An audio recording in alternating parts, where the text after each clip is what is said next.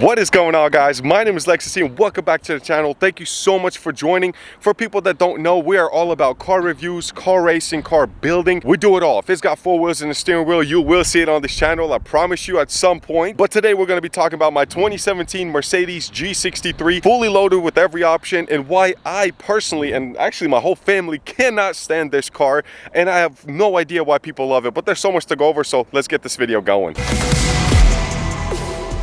Alright, so let's start this video off by talking about what is a G-Wagon. Where did it come from? Why was it ever even created in the first place? And why does it look so boxy? So in 1979 or late 70s, Austria actually created this Geländewagen or Geländewagen, whatever you want to call it, which means an all-terrain vehicle. This was designed to be a military vehicle from the get-go, from the start, to take troops through any sort of terrains whatsoever, any sort of obstacles without any issues whatsoever. So it's got all kinds of lockers for the front, middle, and rear. I mean, it can literally do anything, and it still does and has all those options as well. But at the end of the day, it was designed to be a military vehicle, and because of that, this sucker drives just garbage. It drives horrible. Suspension is the worst thing I've ever felt, and the list of the things that I like about it, and I even asked my wife, who's been driving it for a few months already, she could barely come up with anything, and same here. But the list of things we can't stand is huge. It's massive. This one right here, MSRP was almost $160,000 in 2017, so it has every option.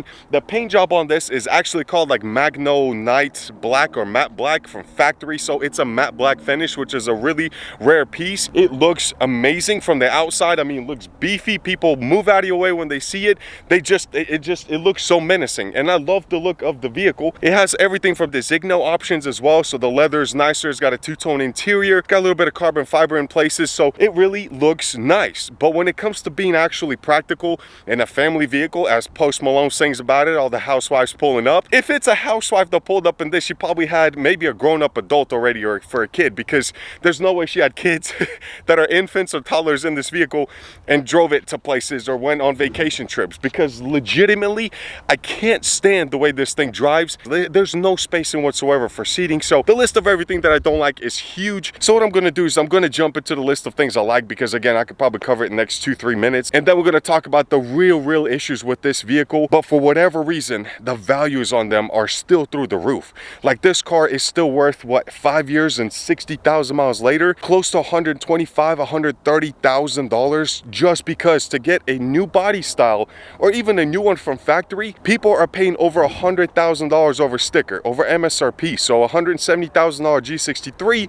costs you almost $270,000. I don't understand this market whatsoever, but we did buy it because, well, we just wanted to see what the hype was all about, and now we can't wait to get rid of this thing, because with 3 kids and a wife and me, it's not practical whatsoever. So let's go over the things that I do like about it real quick. So let's quickly talk about the 4 things that I like about it, and I honestly took me and my wife a little bit of time to actually come up with the things that we like, and we just came up with 4, and that's it for a $160,000 G-Wagon. So first thing, of course, is the look of it, guys. I mean, this thing looks so freaking sick. It, like, driving down the road in this matte black finish, the amount of looks and compliments we get from people and just thumbs up is awesome. I mean, that matte black paint on it with black wheels and matching 5th wheel, that's spare tire on the back door, it looks good with a little bit of chrome touches everywhere, and the LED strip in the front.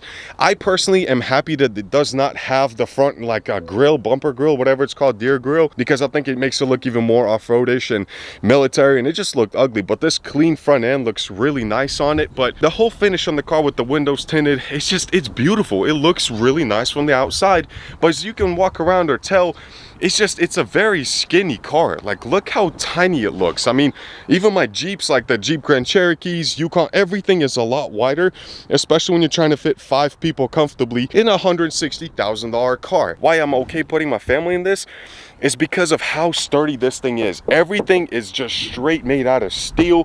It feels like, listen to the signature closing sound of a G-Wagon.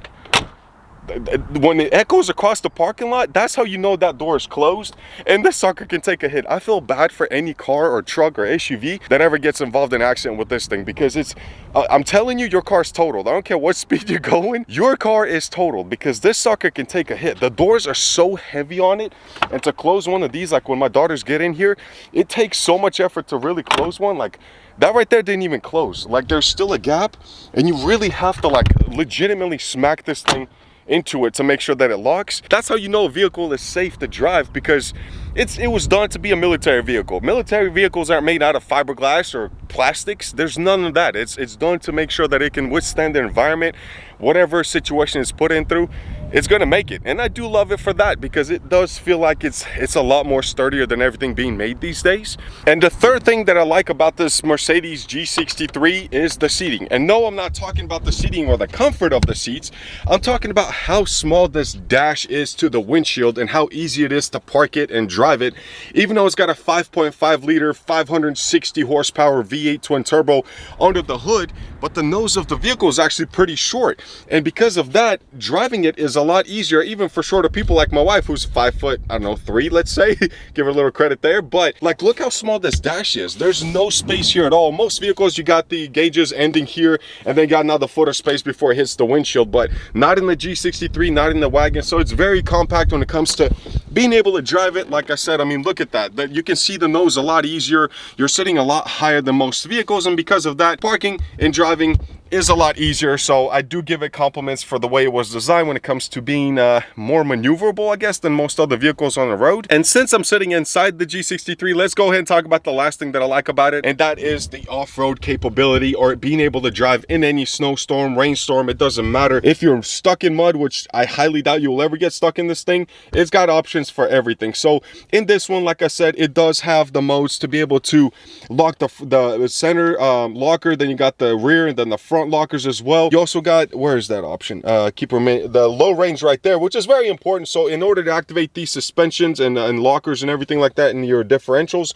you have to press the low range mode.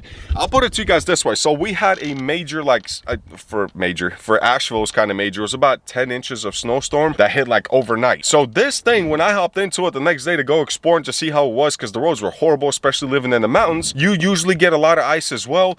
I never had to activate any of those modes. I didn't even put in low range. I just drove it as is. Like, this thing can handle anything. It's so sturdy because it weighs almost 7,000 pounds. I think it's like 6,700. So because of that, you got weight to push you down. So even in driving in those 10 inches of snow, me and my wife felt completely comfortable with that weight of the vehicle. Like I said, it's so easy to drive this thing. It's got the weight to push it down to the ground. It's got great traction and great 4x4 system to be able to get through any obstacles whatsoever. So I do give it a really good thumbs up for that, because they did figure out this 4x4 system very well, and it works like a charm. And now let's move on to the most important part, and that is why I have no idea why anybody in the right mind buys one of these vehicles and thinks it's a great idea and it's worth $160,000. Now, if you're single, don't get me wrong, you're gonna get all the chicks and all the looks you ever want, all the compliments you ever want. But if you got a family like I do, 3 girls, wife, and me, this is not practical whatsoever. It is not a family vehicle. I don't care if it had 6 doors in here. It's just not very comfortable for a family. So the first thing on my list, and that is the seating in this vehicle. So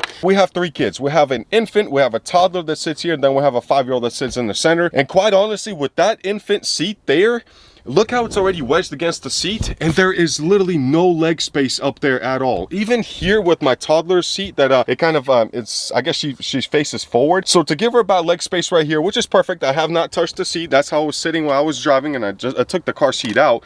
But let me show you how horrible it is. First off, these bolsters in here are straight garbage. Yes, you can adjust it here, but for $160,000, you would expect massage seats as well. Don't get excited, that's not a thing here. But these are controlled by air, which is cool. So you can actually see, you know, you can release the air and tighten the bolsters on the sides.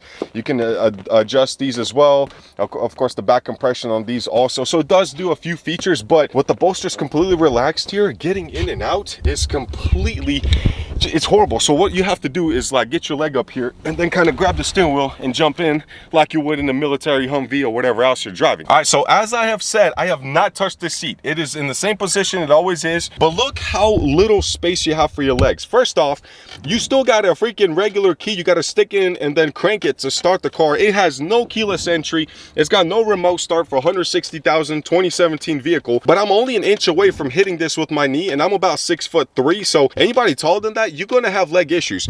And don't worry, you cannot move the seat back anymore. Like, I am trying, this is it. It's not moving, it's not doing anything at all. Don't even get me started about this spot right here. So usually you want a comfortable spot to kind of, you know, rest your knee on. At least I do, especially for long distance driving. Your knee is touching like barely a small little spot here on this plastic, which is not comfortable at all. So it's annoying because you got to keep like moving your knee off of it. It's just, it's horrible. Like, it may sound like just a little pesky thing that I'm trying to complain about, but guys, you're the most important driver in the vehicle. You have to be comfortable. You have to feel comfortable. And let's say when you're sitting on the recliner at the house, right, you are relaxed. You are kind of laid back a little bit. You can move your seat back. Your feet are also not positioned at a 90-degree angle. They're kind of relaxed and facing forward. So it's just got a better movement and in a better posture and position for you for long distance driving or any driving period. In this, it's like you're sitting in a chair. Like, it's just no leg support whatsoever. As you can tell, there's nothing to do to raise it here.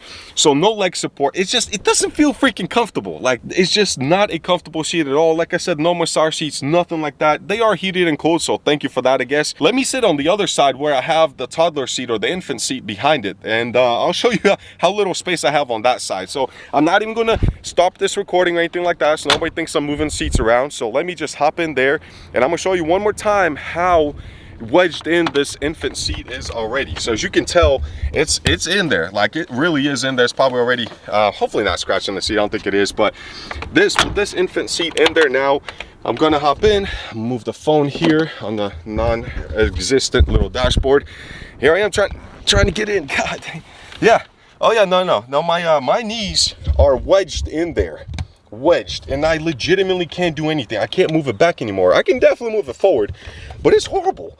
What are you supposed to do in this? Like, I can't last more than about 10 minutes without really like having to figure out how to put my knees or feet somewhere to be comfortable. So position wise, unless you're a 5 foot or your whole family is 5 foot tall, you're not gonna like the seating on this, period. Don't even think about taking this on long distance trips. And since we have the door open right now, let's talk about the next thing that's, I'm not gonna lie, and I think a lot of you guys are gonna agree with this. It's very important in any vehicle, especially if you have family or a bigger family than just you driving in here, and that's cup holders. Guess how many cup holders this thing's got or doesn't have, okay? So keep in mind, this is a 5-seater vehicle. So let's say you went through drive-through somewhere and you stopped by, or you went and got ice cream somewhere and you want to take it home with you or eat it while you're driving. This thing's got 3 cup holders for 5 people. 3, and they're not even the good type of cup holders either. Let me count with you, right? So let's say you had a you know, energy drink or coffee or something, a can open in here. This is the only cup holder that they have in the front. Legit, there is no other cup holder anywhere. You cannot place anything in here. That's just for a little storage spot for mail or whatever. You do have a little storage compartment here, but not for holding drinks. Let's say you had a can in here, right? And you completely forgot about it. You can't toss it. You're already driving. You're down to two cup holders left, and they are here in the back. Well, let me go around on the other side. So now let's say you had 4 people with ice cream. 2 of them are screwed, and they're gonna have to be holding it because that's the only cup holders you have. And look how freaking flimsy it looks. It's just so cheap, and it's like a last minute addition to it. You can legitimately see that this was just thrown in here. They don't fold out, they don't hide, they don't do anything. There is no centerpiece that folds down with more cup holders. There's nothing here. Like, there's nowhere to put drinks. Don't get me started about storage space. There is none. Legitimately no storage space whatsoever anywhere in this G-Wagon. On top of that, guys, no technology. Like, let me rephrase it a little bit, right? You got parking sensors. Yeah, no. You don't have 360 cameras that would show you every part of this vehicle. You got parking sensors in the front and rear, and they're garbage. The whole system is garbage. Like, it's a 2017. It's not even that old of a G-Wagon. To see where you are, like most people or most vehicles or most brands, whenever you're backing up or something, you have a picture of your car here with little parking sensor radars, and they're kind of beeping at you. In a G-Wagon, it's this little bar right here. So the lights will fill in more and more to the center until they're like really close. That means you're getting close to whatever object is in the front. The back parking sensor, and I kid you not, it took me like a month to figure out, is on the back door, and you have to look inside the rear view mirror to see it. It's actually right up there next to the backup camera. So let me come out here and show you. It's like a last minute addition. They literally took a military vehicle and just slapped on a few options. So this is the little radar for the back parking sensor. But legitimately, when I was backing up, I kept looking at the front sensor thinking it was the same one from front and rear, but it's not. So I could have smacked a few things around. So no technology, right? Does have blind spot monitors, don't get me wrong. No lane departure warning, no collision warning. It's got Apple CarPlay. Yeah, that's great, but you have to have your phone hooked up. But look how small that freaking screen is. That's like a 7 or 8 inch screen. in a $160,000 G-Wagon. Small little digital screen here. Everything else is still manual little gauges there. So for people that don't know, I work at a Toyota store, so I know what a Land Cruiser is, which is our like $90,000 vehicle that is completely outdated. Even when they made them in 2021, it still had a parking brake that was a cable one. It had not a lot of features at all. Like it was really outdated because they wanted to last. Like I think Toyota even says that Land Cruiser can last 25 years in a third world country. That means you won't see a speck of rust, windshield is thicker, everything is designed to last longer. This was a military vehicle. It was designed to last not through one war, but probably 2 wars if possible, or sit there for 30 to 40 years and can be put back in service without any issues at all. So I understand the reason for not having a lot of technology on them, and if it was added, it was just not really built into the vehicle. It was just kind of slapped on there to be there to pass, you know, emissions and inspections and safety things in order to get this thing legal to drive on the road. Now let's talk about some more things. So like I said, no keyless entry either, no remote start. You don't have none of that. You literally have to go up and press the button in here to be able to unlock the door. So it's just, it's really outdated. I think even the new ones are still kind of designed the same way. But let's talk about another thing, and that is the way it's built. And what do I mean by that? What do I mean, how is it built? It's built to look nice, but up close and personal with this car, you're gonna see that it's literally designed to be able to take apart like in the matter of seconds. I mean, and you could take anything off this car because everything is exposed. And what do I mean by that? Every bolt is exposed. You can see every wire inside. Like, let me show you. Let me just get this list kind of going so up and close and personal, you can kind of realize how military and how off-roadish this vehicle really is and how unfinished it really is for 160,000. But just take a look at this. Let's say your turn signal stops working, right?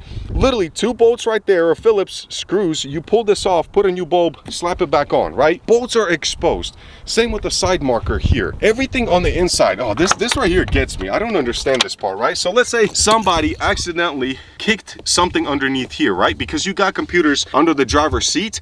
There's nothing covering here to show everything, all the bare metal, bare screws, bolts, nuts, everything in here. If you want to take this door apart, look, you got the screws right there. Like in most brands, makes and models, stuff is hidden. Like you have to pop a plastic piece and then you're going to see the 2 bolts. In this G-Wagon, Mercedes is like, hey, yeah, no, here you go, man. Like you don't even need instructions. I can show you exactly where every bolt is at. It just feels so cheap. There's bolts showing there. Same on the taillights. It's just designed to be taken apart very quickly and replaced and repaired if needed on the battlefield. Or I guess in this case, if you screw something up, you don't even need a mechanic. But look, you got a computer sitting right underneath this seat with nothing protecting it. If one of my kids decide to stick their foot in there and just smash into it, pretty sure that computer is expensive, and I'm pretty sure it's going to be hard to get a hold of one. But again, you can see everything everywhere. Like it's just, I don't know. The build quality is not $160,000. Like this all here is showing. You can see everything underneath. I don't know. Oh, let me show you one more thing. So that's the lever to pop your hood, right? So look how flimsy this hood is.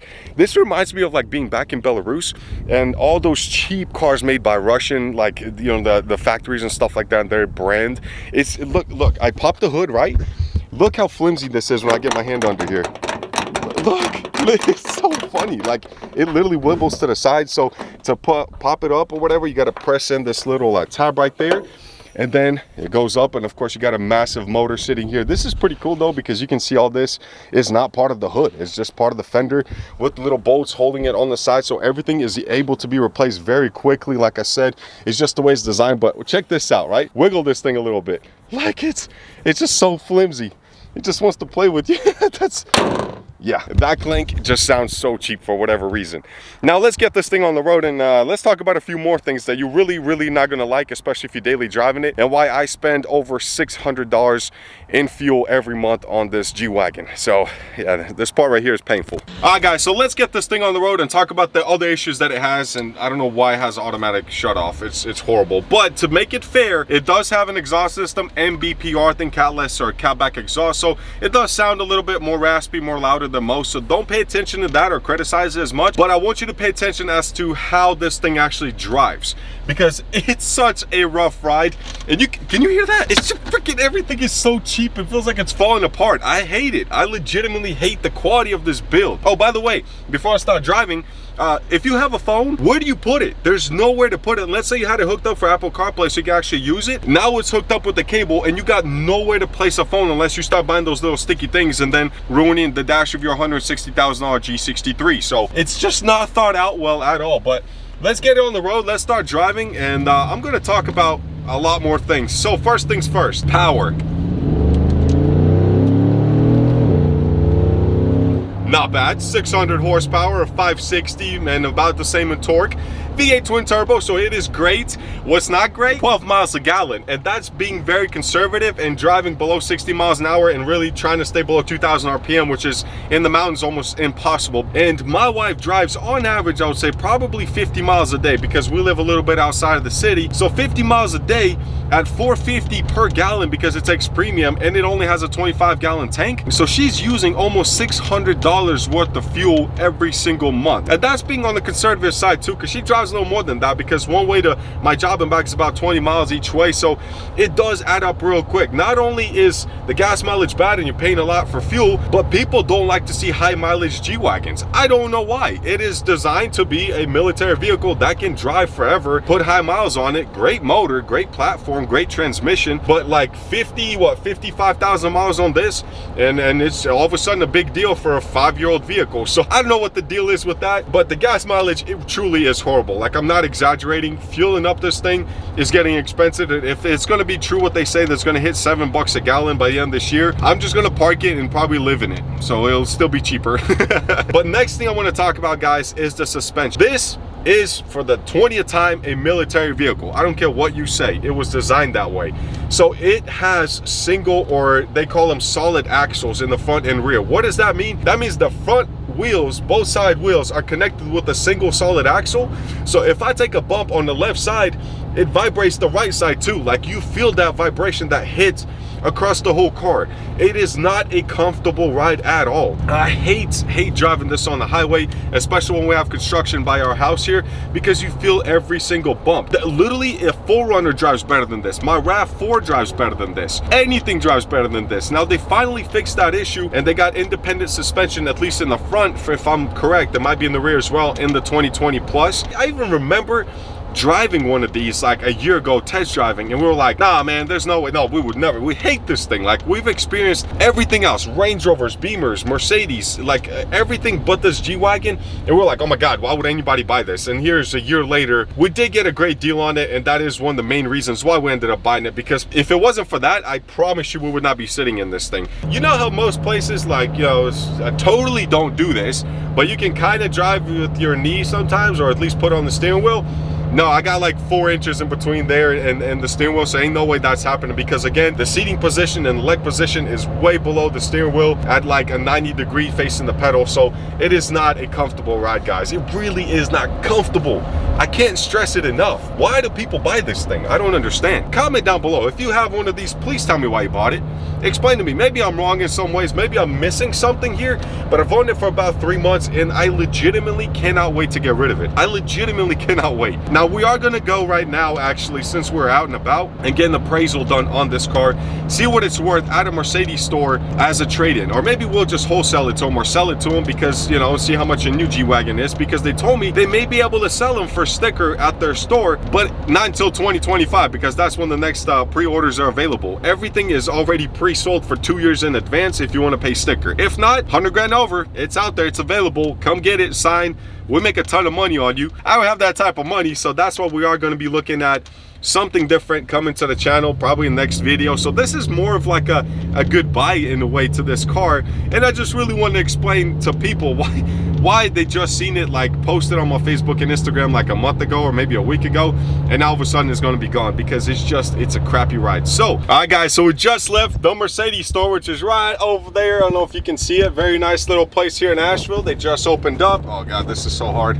Focus. All right, so before I reveal you the trade-in numbers that he just gave me, I gotta show you this, like how it drives on the highway, because it's just so horrible, and I want you to see exactly what it does through this construction. So I'm not even gonna talk much, you're just gonna see it, because this part right here is like the worst. I'm gonna stop talking. Listen to how everything's creaking, the sound you hear from the outside. There's like no insulation in this car. It's just why I dislike it, guys. Like, I can't just give you enough examples how bad this thing is, but here we go.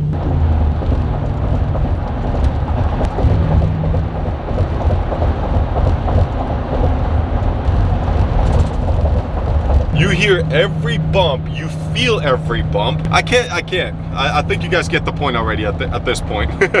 And we made it back, guys, to the house, back to our crib, I guess as some people would like to say it. It's not a mansion though, so unfortunately it doesn't fit very well with the G-Wagon scene. But anyway, so we are back from the Mercedes store, where they gave me a pretty freaking solid number for a trade-in. So they offered me for a 2017 Mercedes G63 with 56,000 miles, fully loaded minus the DVD players, which nobody uses anyways, right at $107,000. So to sell it outright, just to sell it to them, because I said, hey, I'm not waiting 3 years or 2 years to get a new G-Wagon, so I'll probably end up getting something else. They said, well, we need inventory, so let's see what we can give you for it. So they gave me $107,000. 3 months ago, and 5,000 miles less, I paid $107,000 retail on that piece.